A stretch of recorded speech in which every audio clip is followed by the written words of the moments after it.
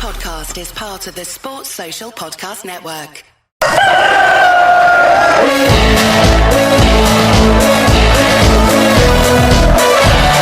Mark, if we beat you on Thursday, I absolutely love it, in the words of Kevin Keegan. Allocated, Tommy Lee lifted up towards the edge of the area. Byrne tries to get underneath it. Lashley will hit it.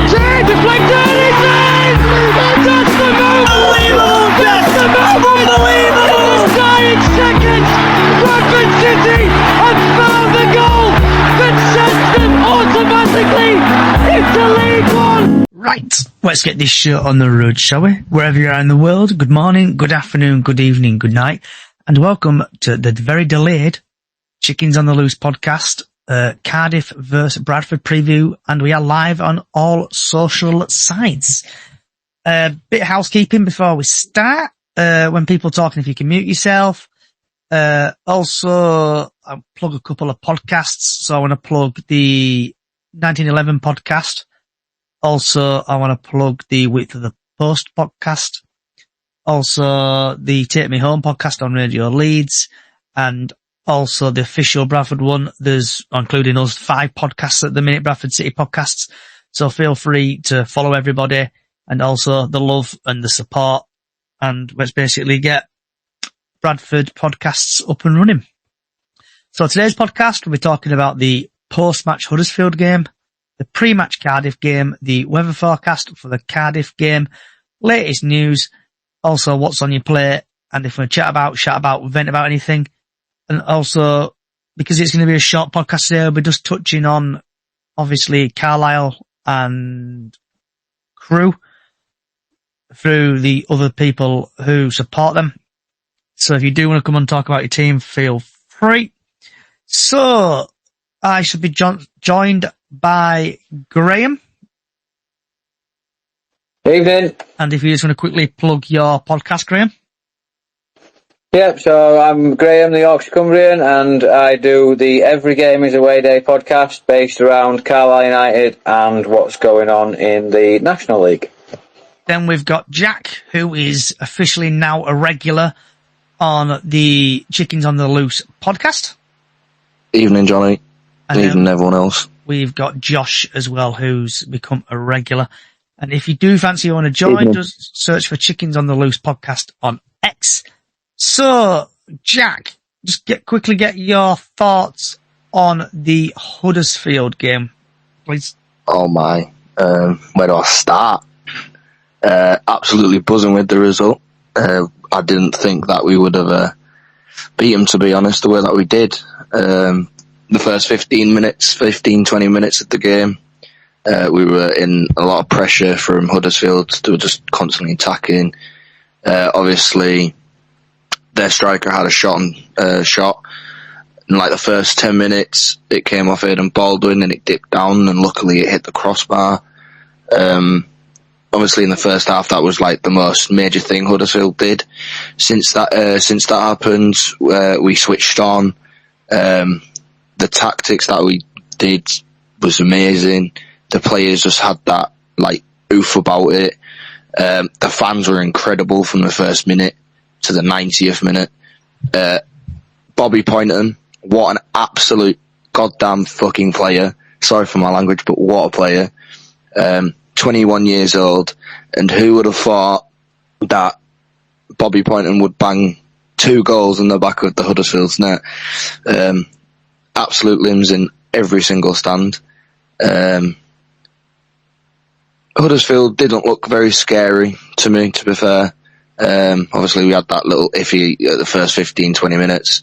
The only time that they really caused any trouble was the last 5 minutes of the game. I don't know, I'm speechless. I still can't get my head around it.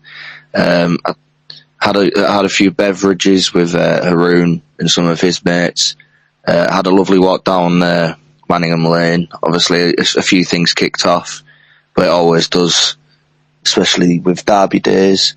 Other than that, I'm just absolutely over the moon with the 3 points that we've got, and we're on Cardiff.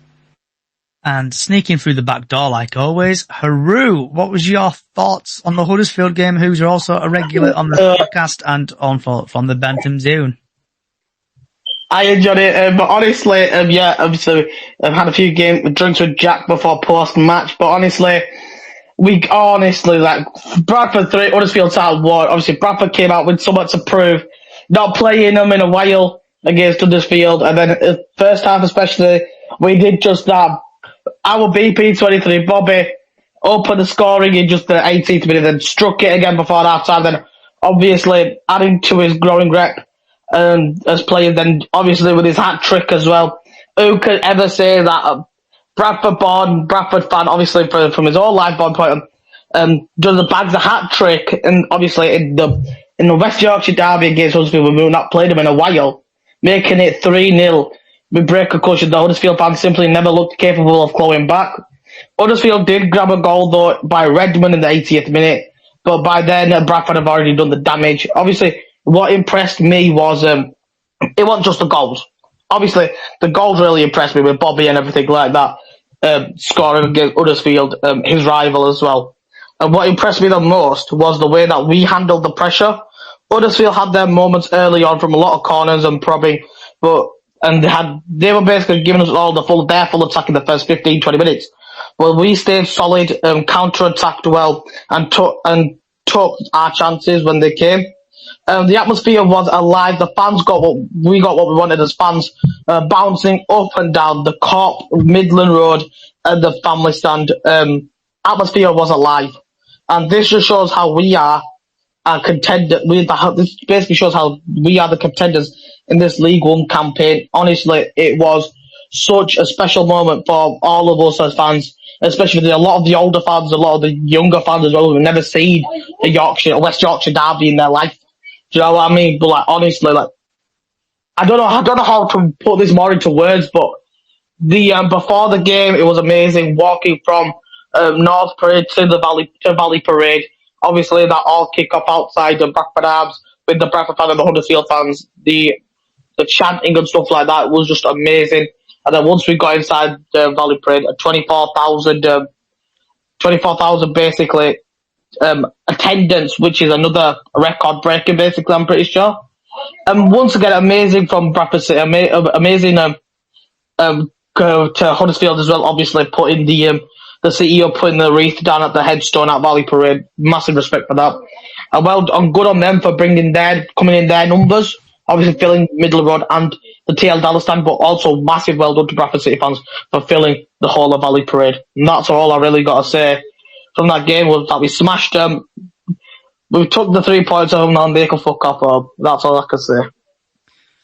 Yep. So my thoughts on the game, I've been listening to a couple of podcasts today, especially Huddersfield podcasts, while at work, and they were just basically saying that their manager didn't have a clue how to basically sort the stuff out.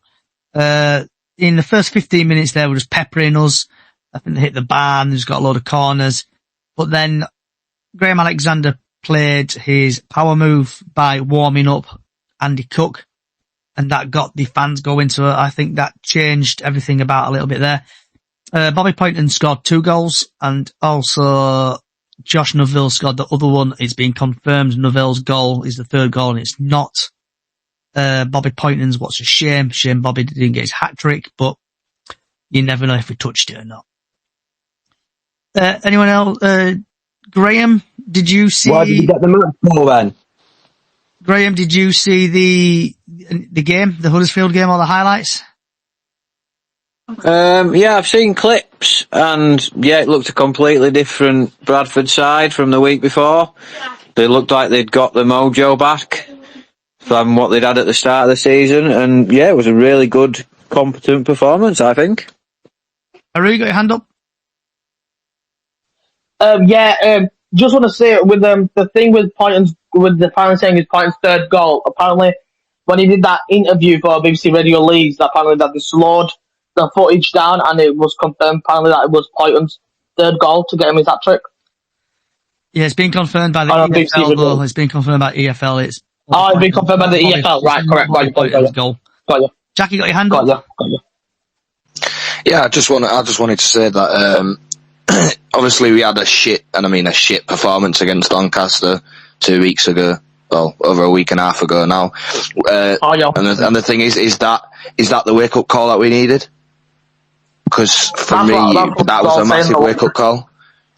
It's like the games in League One aren't going to be easy. We know this. Yeah. Everyone knows this. But we're shocking other clubs. Like we beat Wickham at the start of the season. Obviously, they were playoff tenders last season. Obviously, they've just sacked their manager and got Dogshagger's old manager. I was going to get on. Sorry, my bad. Obviously, beating Luton, newly relegated side, and I've been watching a few podcasts as well with Huddersfield fans, and obviously there was a League Two fan that did it with a Bradford fan. His name's Cod Vlogs, which his name is actual Ben. He's a Fleetwood fan, and he's been following us for a bit, and he's quite shocked that like us and Doncaster could be the newly promoted sides that push that top six. Yep. And I'm 100%. Hoping for that. And our squad at this moment in time is strong. Obviously, we are going to start getting injuries. We're going to start getting cards. We're going to start getting red cards. And we're going to start getting bans. But we've got that squad at the minute where we're showing dedication and we're quite scaring other opponents. It's like Cardiff isn't going to be an easy game, but we'll see. Josh, you've got your hand up, mate? What are you going to do about the match ball then? I don't know. He nicked it, hasn't he? He nicked the ball. Yeah. Yeah, absolutely. That's always good. But I'm not a Bradford fan, but you've done good this season start. I've watched a few games. You're looking strong. I didn't think you would have been up there that much. Yeah. Mark, I've sent you an invite if you do want to join. So give me a minute. I just need to do something before. Haru sent me it, but I think I've saved. Haru, do me a favour. Send what you've just sent me on WhatsApp, will you? So then I don't have to bounce between about 18 different stuff. So, Old School Mark, I've sent you an invite if you want to join. We're going to talk about your club in a bit. So, moving on. Bloody hell. Balls have just dropped. It's been sent to group chat, Johnny. Cardiff City versus Bradford at 3:00 on the 20th of September, and this game is not live on Sky. So if you want to watch it, probably Bradford, Bantams TV, be on there if you're international. So live from the Cardiff City Stadium, and the referee is Martin Wood. And Mr. Wood has had 3 appearances in League One. He's dished out 8 yellow cards, no second yellows, no reds, no penalties. In League 2, he's had 1 appearance, 5 yellow cards, no second yellows, 1 red, no penalties. Altogether, he's had a massive 4 games, 13 yellow cards, no second yellows, 1 red, no penalties.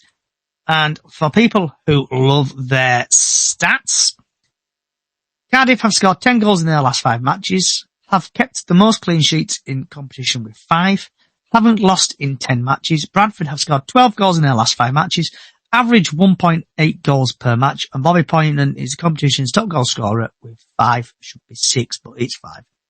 So Bradford City's last couple of games, they've won Stoke 3-0 in the Cup, beaten Wimbledon 3-2, beaten Grimsby in the Mickey Mouse Trophy 2-1, lost against Doncaster 3-1, beaten Huddersfield 3-1.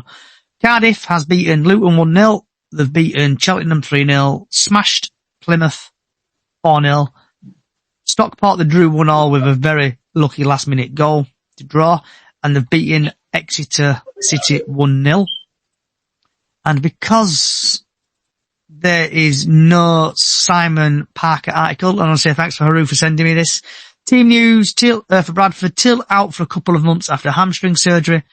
Patterson is under the concussion protocol, and if no one has seen it, one of our players has smashed the ball against his face and he's gone down with a head injury, so they've ruled him out for Saturday. Byrne is back in full training and is in contention. Cav is running, date penciled in to return, building up fitness, and Joe Wright sounds like a couple weeks. Part trained, unusual injury is now being described. So yeah. So then, thank you for sending me that, Haru. So then I have to go now over to Scores 24 Live, website. So Cardiff, because I know people wanted me to do a bit more stats. So here you go.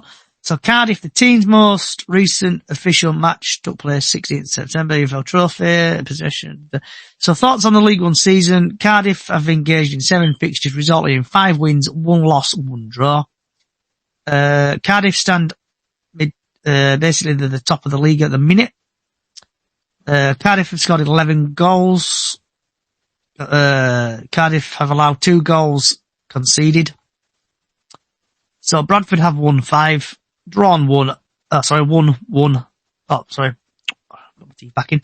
Bradford have won 5, lost 1, drawn 2. Stats. Match played in the tournament is 7 versus 8, wins 5-5. Win percentage is 71-63. And then there's a loss. So, where are we? Back here. Okay, so starting off with you, Haru. What's your thoughts on the Cardiff? Yep. Cardiff will be a very tough game. Obviously, currently unbeaten in League One at the moment in time. Obviously, managed to get a very lucky equaliser when they played on Saturday and to make that 1-1. Very lucky equaliser because they did not score that, and if they'd basically lost that game, we'd have been first in the league still. But obviously, they equalised. The game itself, it will be a very tough game. Obviously, first and second competing for number 1. I've got a feeling there will be goals. Obviously, goals happening. I've got a feeling there will be cards happening. Both sides are very competitive in the League One campaign. Bradford themselves, we have been doing amazingly. Apart from that Doncaster game, we have been on form. Even though currently our away form is not that good, but I've got a feeling we'll just get there and we'll just do it. But I don't see us losing. I don't see us winning. I've got a feeling we might draw that game. I've got a massive feeling we will draw that game because they're both really tough sides to play against, honestly. So, if I'm looking at the stats and I'm looking at the players, obviously we're still out injured. Passo ruled out. Obviously, Joe Wright. Obviously, don't think he's going back yet. Obviously, we are going back to the injury time, just like what happened last season when we started dropping on form. We started losing games due to injury reasons. But obviously, we've been rotating the squad. It looks like we should be fine on injury-wise, but do not let that say that. I'm not going to say that we're fine because sometimes we do say that, and sometimes we do horrific. But yeah, it's gonna if it happens again, what happened last season when as soon as we start getting injured, we start losing our heads, going out of form. We cannot have this happening on Saturday. We cannot have that happen because this is first and second place. It's going to be a highly hard game to play. It's going to be high hopes for Bradford fans and Cardiff fans. They're both going to be on the edge of their seats. Who's going to get top at league first? But yeah, that's all I can say, Chris. It's going to be a very difficult game. That's all I've got to say about that game. Jack? Yeah, it's like Arun said, it's not going to be easy. Our away form at the moment is not on top, as you're seeing with Doncaster. Yeah, we're starting to get injuries, but in my opinion, I don't think the form will fall off because if you look from Saturday, we only had one injury that game, and that was obviously Pato getting hit in the face with the ball, and obviously concussion protocol. I've actually done some homeworks this time. Cardiff is one of the youngest squads in League One this season, and we're one of the oldest squads. So would that affect us because of young players? Cardiff are a very, very good side, and obviously they're unbeaten. They're at their own ground. In my opinion, I think they've got one of the best defence in the league. I think in my opinion, I think we'll go either draw or we'll lose. The last time we played Cardiff was in 2004 and we lost 1-0. So, we just got to turn up, and hopefully we do turn up. But if we don't turn up, then we don't turn up, do we? We know how to deal with not turning up. But my heart says that we're going to win, but I think it's either going to be a draw or a loss from me. Okay, so thoughts on the Cardiff game from me? Obviously there'll be changes, we've got injuries, but I think we're going to win it 1-0. I think we're going to play well, and obviously there's quite a lot of us going down. I think 2,000 odd of us going down there. So I'm hoping Graham Alexander does the right thing and picks a really strong team to dominate the game. Obviously, I know we've got Newcastle on the Wednesday, but this is a massive game, so I'm hoping he puts a full-strength squad out and hopefully we do well. And yeah, Mark, have you got any thoughts on the Cardiff game? I know you're a Notts County fan. Seeing Cardiff in pre-season, I thought that was really, really good. And they played really good. Jack was at that game as well. They've got a lot of quality in that side as well. Yeah. You know what I mean? So I think it's going to be a tough game for you, but you shouldn't go in it, your players shouldn't go in it fearing them. You know what I mean? And Graham, have you got any thoughts on the Cardiff game? Yeah, following on from what Mark said, I think it'll be a tough fixture for you.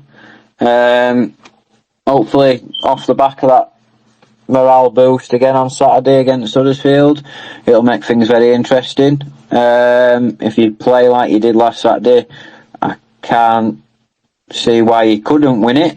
Obviously, Cardiff are up there for a reason. But yeah, if you play like you did last Saturday and not the Saturday before, I think you'll be absolutely fine.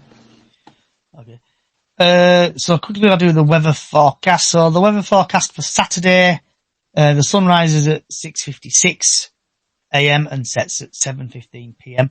It's going to start off cloudy and then rain typically at 12 to 1, and then it's going to brighten up.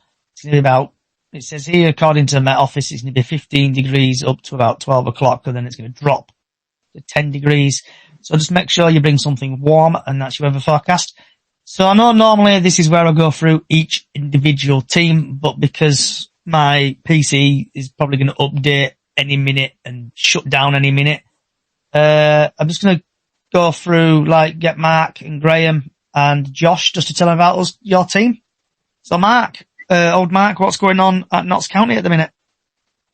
Not a lot this week. Not a lot has gone off, but hopefully the pitch is a lot better than from the Fleetwood game. It's had a couple of weeks to recover from the infection, mushrooms. It's going to be a tough game. Obviously, we lost to Gillingham last week by 1-0.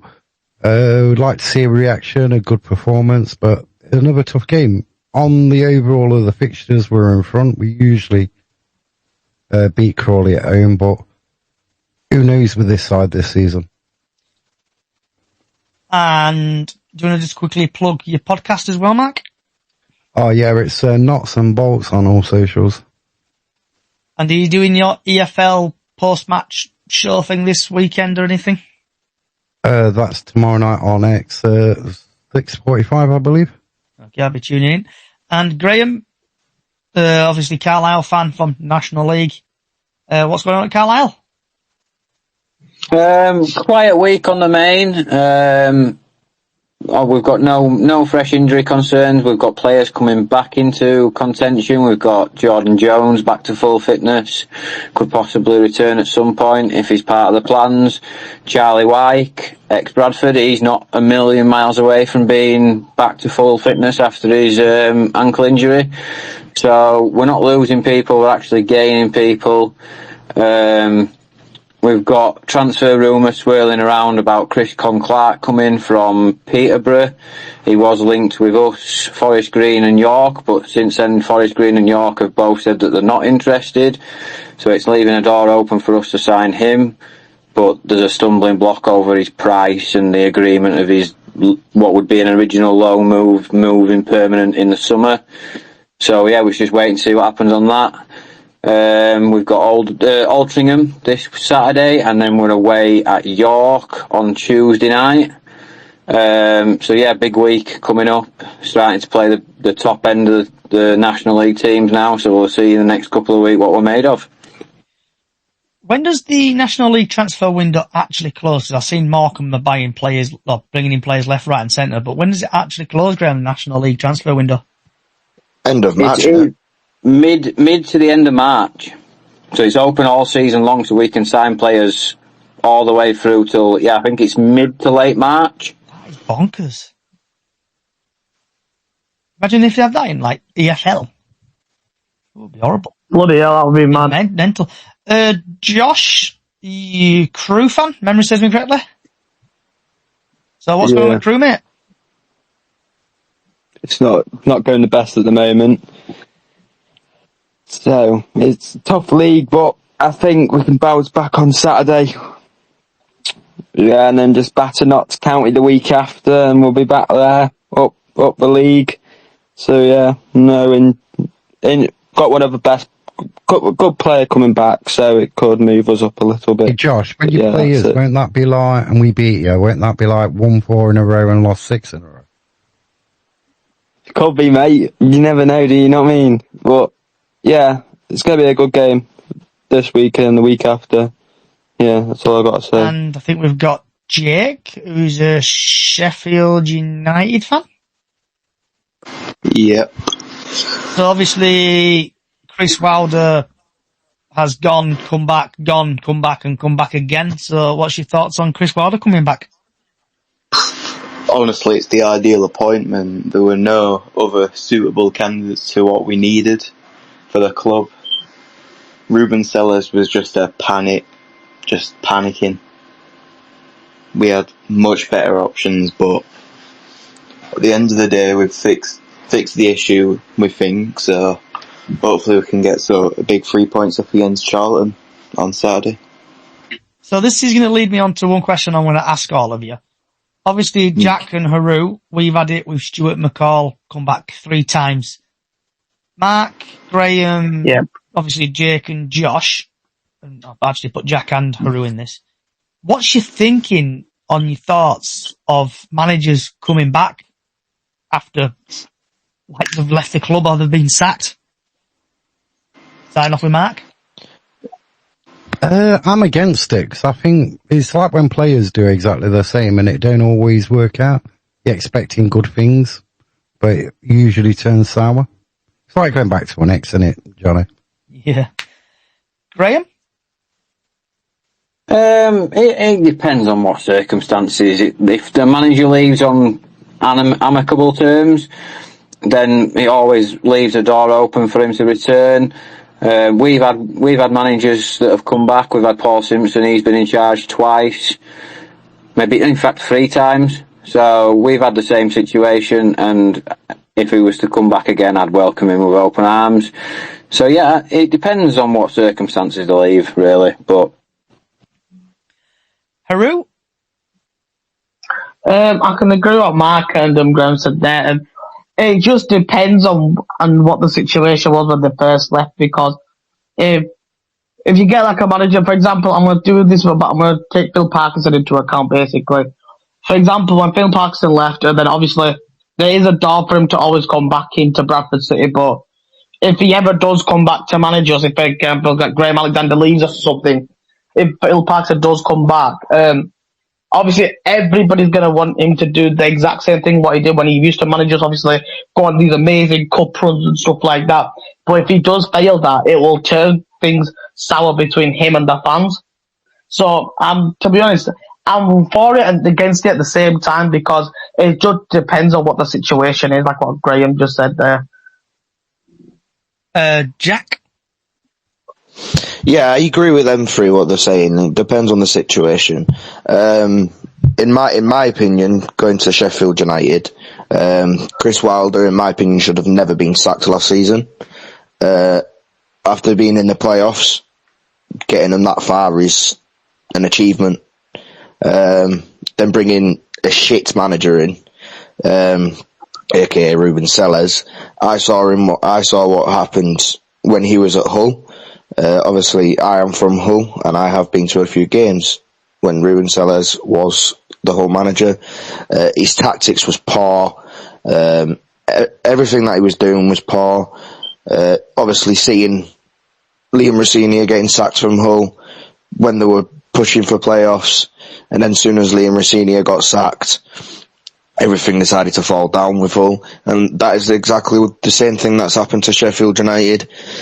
Chris Wilder got sacked. As soon as Ruben Sellers comes in, everything falls apart, and now they've brought back in their old manager that got them to the playoffs. So hopefully they can switch around, and Chris Wilder will get them back up to where they should be.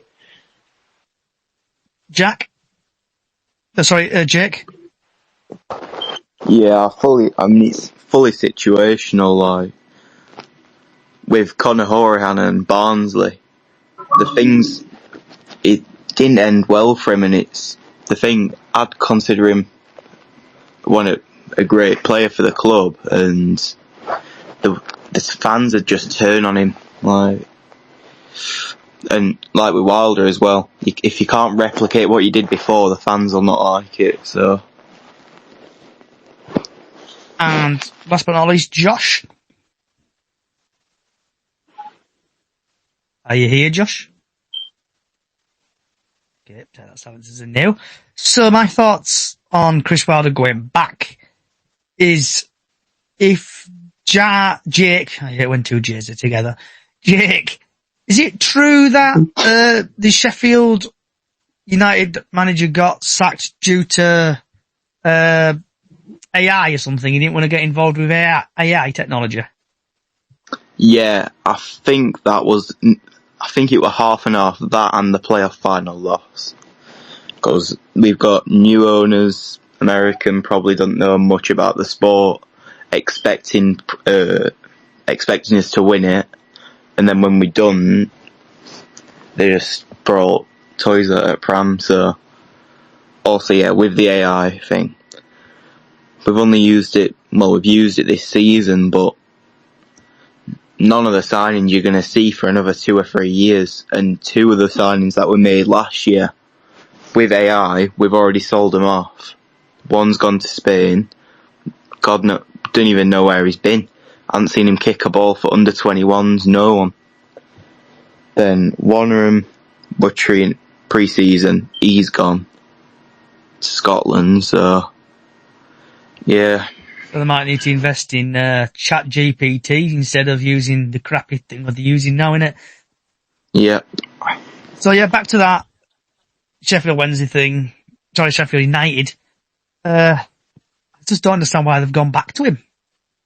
Obviously, they've got rid of him 3 times, Jake? They got rid of him? Yeah, 3 times. So they got rid of him 3 times and brought him back. Got rid of him twice. Then he left first time, so. And then they brought him back. Yep.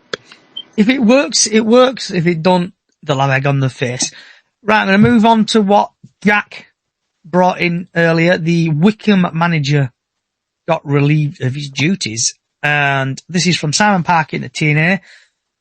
Wycombe have changed their head coach just 8 games into the season. Mike Dodds became the first League One boss to get sacked after collecting just 5 points from the opening 8 games.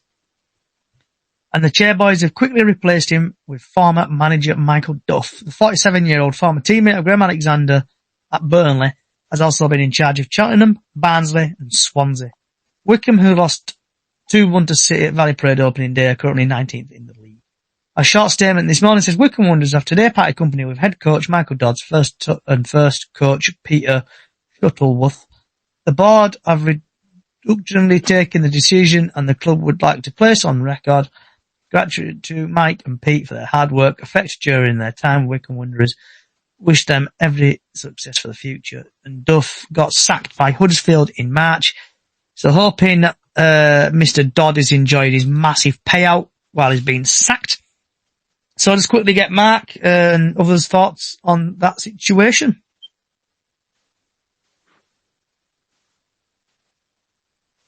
Mark? You on about the Wycombe manager? Yes, on about the Wycombe manager. I think it was only a bit, it was coming, wasn't it? Because they've had poor results compared to last season. And owners and chairman are not as lenient nowadays. They want promotion and stuff like that, and they're not prepared to do it over a long period of time. They want it the season after. Graham? You always get this silly season, don't you, at the start of the season, where if it doesn't settle down well, certain teams react and quickly fire a manager. It can work, but it can also have the other effect, and it can just snowball. We did it last season. We sacked a manager ridiculously early, got one in, that didn't work, sacked him, and we got another one in, but by then it was just too late. So we always say you can't judge a table until you're at least 10 to 12 games in. So sacking a manager before then, for me, is absolutely ludicrous. If you're going to get rid of him in pre-season, or give him 12 games and then see where you are then. You've still got enough time in the season to save your season. So, yeah, I'd just go see it for 12 games and then make a decision. Haru? Yeah, I completely agree with what Mark and Graham have just said, especially what Graham said about sacking them early in the season.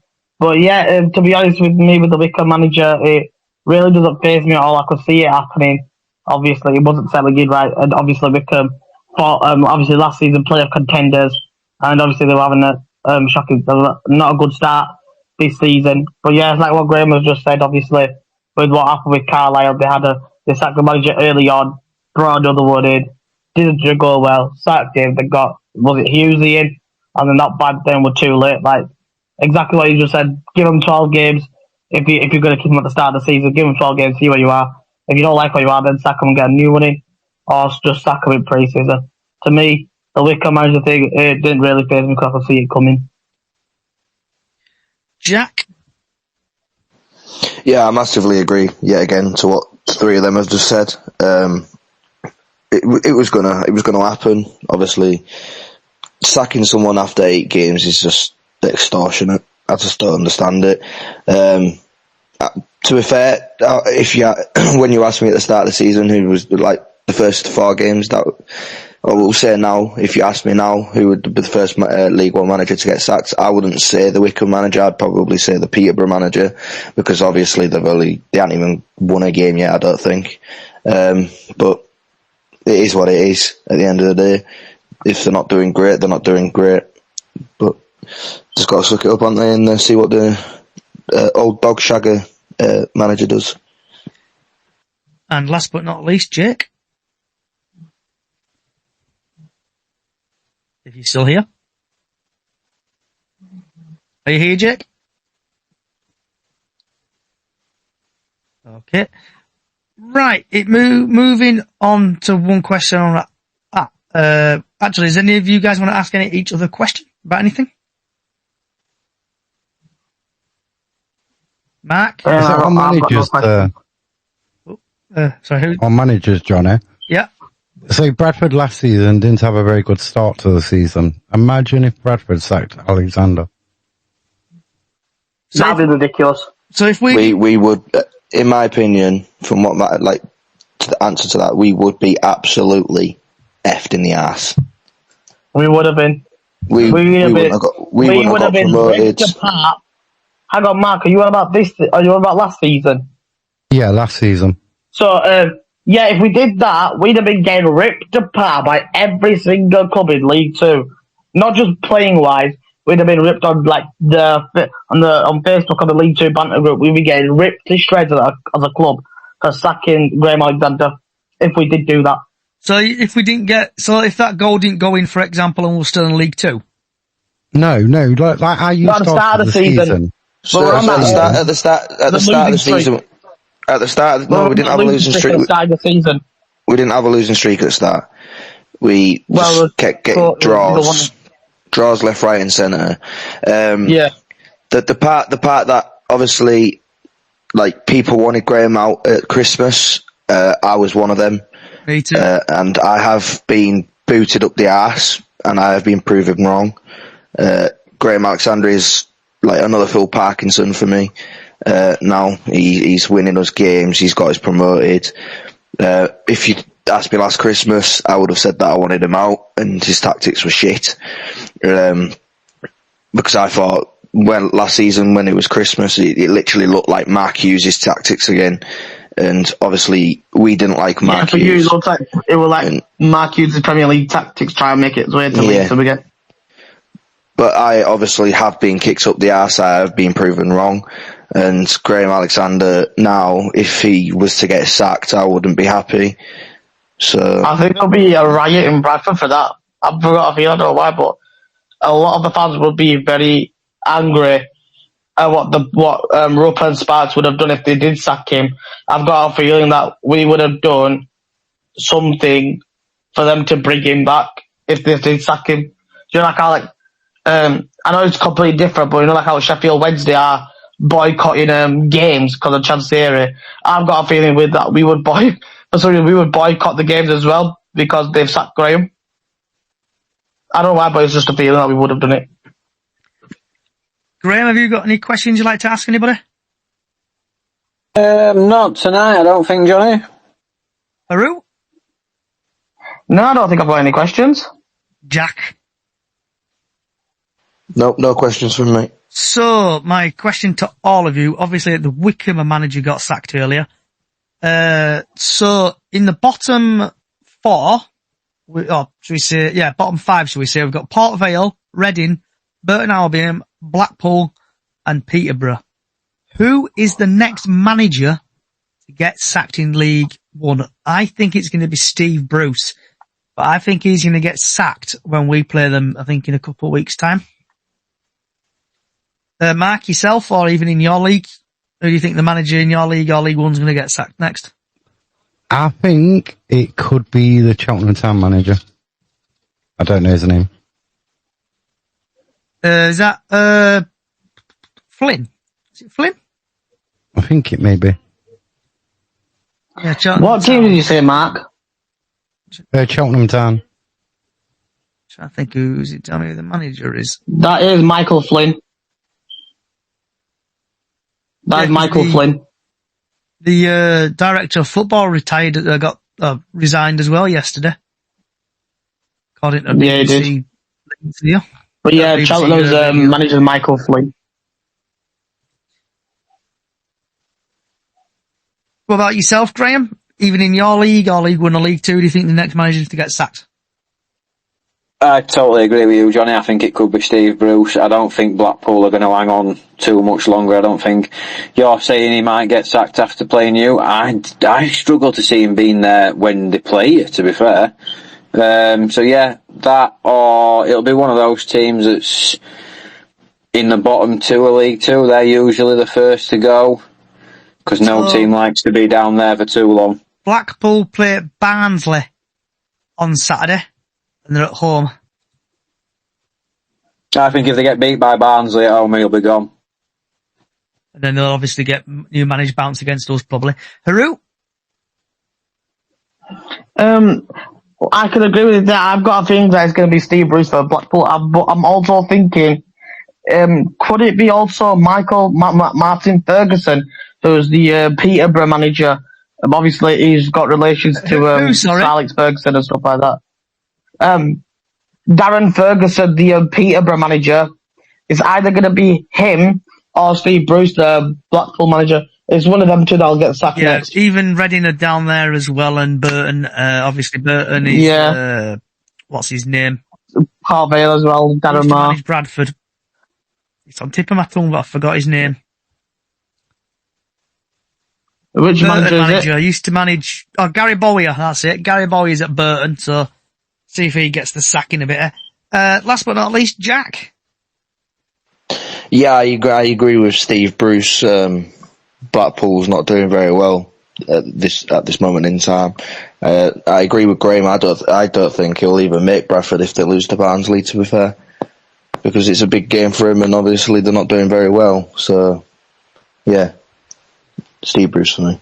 Okay, and last but not least, should we say before we do last but not least, the penultimate, whatever you call it, I can't even say my words recently now. Mark, do you want to chat about, or vent about anything? No, not really, Johnny. Graham? The fact that they're now talking about making a 6-team playoff in a championship without even looking at bringing a third National League side up into the Football League, I think it's atrocious. Oh, I've heard about that as well. Yeah, what just Graham just said, and also Not really as much, but for Bradford fans who are listening to this, who are going to Cardiff on the Saturday, just get behind the lads. Do what you do. Bring the atmosphere. Bring your noise. Once again, get behind the lads. And let's get this in the bag. And I've got a good vent coming up. Jack! Yeah, so I do have a vent. Obviously, the Huddersfield game on Saturday, outside the Bradford Arms, it obviously kicked off. Oh, that kick-off. Yeah. I don't think, in my opinion, the police didn't help it. There was a few Bradford fans and a few Huddersfield fans that were being OTT'd, to my opinion, like glass bottles being thrown. Me and Haroon's mate, called Torchy, nearly got glassed by one of them bottles. Hang on, Torchy got glassed? Nearly. A glass came flying at us, and luckily a fellow Bradford fan stuck his arm out and stopped the glass from hitting us. But the police didn't really help any of it either. They pulled batons on people, which resulted me getting hit by one of them. When half of the fans were doing nothing except from chanting. Chanting and banter is fair enough, but do not chuck pyros, glass bottles and cans at other fans / police. But the police didn't help it as well, because when we started walking down to the ground, the police started to move the Huddersfield fans into the middle of the Bradford fans. And obviously that isn't going to help anything. That's just stupid, of course. That's going to clash it. That's going to kick off even bigger. Exactly. So, and to the 4 Huddersfield fans, well, mainly 2 of them, that were tragedy chanting, I hope you get charged, and I hope you get banned, because... Yeah, because they've been arrested, according to the police and Bradford say that the Huddersfield fans that were tragedy chanting about the 56 have been arrested. That's all I've been told at the moment in time. But yeah, that's my event. And I just want to say that I love being on this podcast, and I love listening to Graham's podcast, and I love listening to Harry's and Mark's podcast as well. When I come home from college, I can just sit there, chill, and listen to them all, and the content on it is absolutely amazing. Thank you, Jack. It's much appreciated. Yep. Thank you, Jack. So, my 2 vents, before my voice goes, is obviously backing up Jack on the situation what happened at the Bradford game, where I think like 4 people got arrested, 2 people for drinking in front of the pitch, and then 2 people obviously chanting. Apparently it was 6, Johnny. Apparently it was 6. 2 of our fans and the rest were Huddersfield fans, apparently. The basically disaster chanting, because I can't say the word, is disgusting, and I 100% agree with Jack. I hope they get sorted out, fined, banned and everything, because it's absolutely disgusting bringing that to ground. But my second vent, and it's going to involve the National League. So, Graham, with the National League, you have to pay some money, don't you, to watch the National League separate, and you also, Dezan, do a highlight show. Yeah, that's correct. And the last couple of months or weeks, shall we say, Dezan has not been uploading the highlights. I think the last time they got uploaded was the 28th of August. So I'm a bit disappointed, because I like watching, obviously, keeping an eye out on Mark Hughes at Carlisle, Morecambe games and other teams, stuff like that. But it's just annoying me that you pay money for highlights and they're not producing them. I don't know if I'm missing something, but when I've been looking, last time they got updated were the 26th of August. Yeah, I've seen that the highlights haven't been coming on. The full match replays have still been uploaded, because I rewatched bits of the Carlisle game earlier on in the week. But yes, it just seems like it's a poor setup at the moment. They have broadcasted this week that they're improving their their extended match day stuff. So the games that kick off at 12:30 and 5:30 are getting a better showing. So there's going to be more cameras. There's going to be more extensive pre and post match analysis. So I think they might have been focusing on that. I'm not 100% sure, but I will have a look into it and I will get back to you. Yeah, because I like watching, like, obviously Match of the Day, the Football League highlight show when ITV decide to show it again, and obviously watch a bit of highlights of the National League. Right, Mark, what's on your plate? What did I have tonight? It's that long ago. Oh, I had butter pie and chips. Graham? And gravy. I had sausage, egg and chips. Haru? I'm actually due to go out in about half an hour, but we're going to go to a restaurant. I'm gonna have a steak with chips and peppercorn sauce. It is. Jack? I think I'm just going to have a little light tea tonight. I think I'm going to go to the shop and buy a frozen garlic bread. Nice. You can change it to Peter Kay and go garlic bread. Garlic bread. Right, Mark and Graham, just one more last time if you and just advert your podcasts. Yeah, so Nuts and Bolts on all socials. And the Every Game is Away Day podcast, which is currently only available on Apple Podcasts, Spotify and Amazon Music, but I am in the process of getting it out there a little bit more. So yeah, just keep an eye out on my TikTok, Instagram and X, and I'll keep you all updated. And I want to say, obviously, plug our podcast, Chickens on the Loose podcast, on all podcast services. Also, give 1911 podcast a good, there's Chris and I think it's Deck, if I'm saying it correctly. They're good lads. Chris always listens to this, so give Chris podcast a follow. Also, we have got With the Post, what's always a good podcast. Also, Take Me Home on Radio Leeds, listen to that one. And also, Bradford City has joined the friendly podcast wars. And like always, listen to all these podcasts and just basically listen to them. Get Bradford City out there. And it's that time, guys. I want to say thank you to Mark, Graham, Haru, Jack, and others for all joining. If you do like what you're hearing, Chickens on the Loose podcast and all podcast services. If you think we've been good today, leave some feedback. If you think we've been shit, leave some feedback. Small Facebook page, Up the Chickens, where we do Golden Goal, and also we've got Super 6, what's just out now and is new, so go and feel free to join us over there. The podcast will be back next Tuesday at 6 p.m. Hopefully no technical difficulty issues, and we'll be talking about the Newcastle game. So it'll be a massive game, so if you support any team, feel free to come and join me. And yep, that's it. Wherever you're in the world, good morning, good afternoon, good evening, good night. Hope Bradford do beat the Cardiff and peck them. Good night.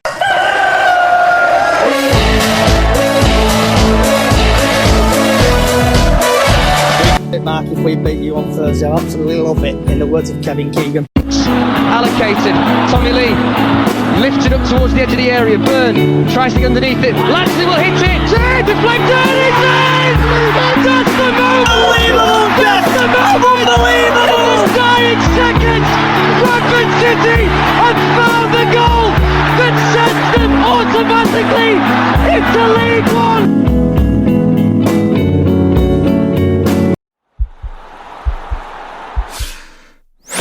This podcast is part of the Sports Social Podcast Network.